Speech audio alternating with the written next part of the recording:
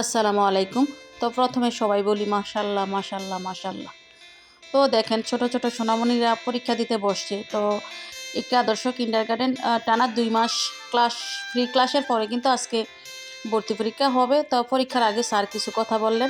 আমাদের প্রশ্ন চলে এসেছে, আমরা ইতিমধ্যেই পরীক্ষা শুরু করে দিব। কেউ কাটাকাটি করা যাবে না। প্রশ্ন না বুঝলে আমাদের শিক্ষক শিক্ষিকারা তোমাদেরকে বুঝিয়ে দিবেন। সবাই মনোযোগ সহকারে সুন্দর করে খাতায় লিখবো। কোনো কিছু না বুঝলে টিচাররা বুঝিয়ে দিবে। সবাই টিচারের সাথে যোগাযোগ করবে, কথা বলবে, ঠিক আছে? আমরা এক একটি সবাইকে প্রশ্ন দিয়ে দিচ্ছি। সবাই সোজা হয়ে একটু দাঁড়াই।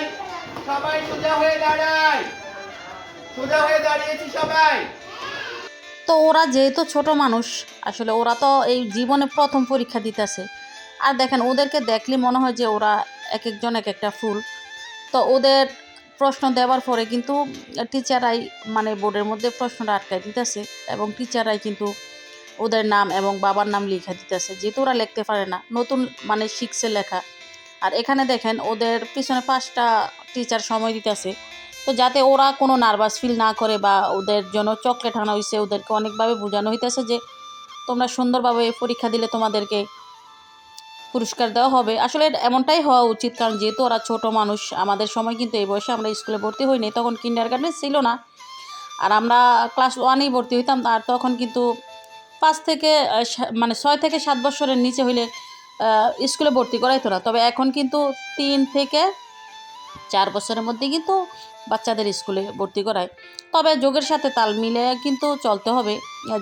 যেহেতু এখন কিন্ডারগার্টেনে ছোট ছোট বাচ্চাদেরকেই কিন্তু সুন্দরভাবে মানে খেলাধুলার মাধ্যমে পড়ালেখা শেখানো হয়। তবে আমরা অনেক মায়েরা আছি যে আমরা কিন্তু ওইটা করি না, আমরা বাচ্চাদেরকে মাইরা ফিরে অনেক রকমের শিখাইতে চাই। তো আপনাদের সব মায়েদের প্রতি আমার অনুরোধ থাকবে, ওরা একদম ছোট ছোট বাচ্চা, ওদেরকে খেলাধুলার মাধ্যমে যতটুকু শিখাইতে পারেন ঠিক অতটুকুই রাখবেন।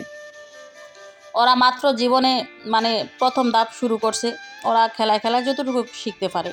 তবে ওদেরকে মারবেন না, ওদেরকে খুব যত্ন নিয়ে লেখাপড়া করাবেন। আর টিচাররা কিন্তু চায় যে বাচ্চারা, প্রতিটা বাচ্চাই খুব সুন্দরভাবে উঠুক বা তাদের মেধা খুব ভালো হোক। তবে আমরা মায়েরা কিন্তু ওদেরকে মাইরেই মনে হয় যে মেধা অনেকটাই কমায়নি।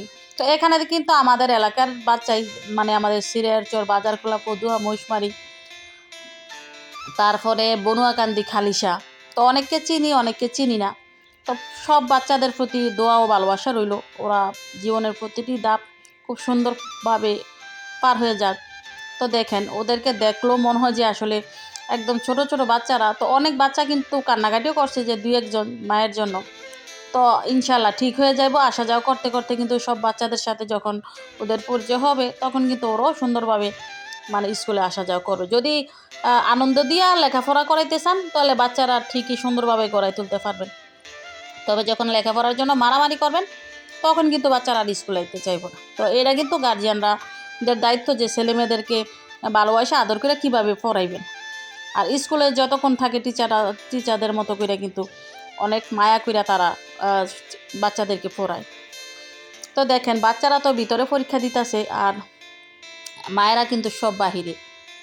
তো আসলে সব বাবা মারই কিন্তু অনেক স্বপ্ন থাকে ছেলে মেয়ে নিয়ে, কারণ একটা সময় কিন্তু আমাদের ছেলে সন্তান হইলে আমাদের আর কোনো স্বপ্ন থাকে না, যত স্বপ্ন সব ছেলে মেয়েদের উপর। তো সবার জন্য শুভকামনা রইল, আপনারাও সবাই দোয়া করবেন। আল্লাহ হাফিজ।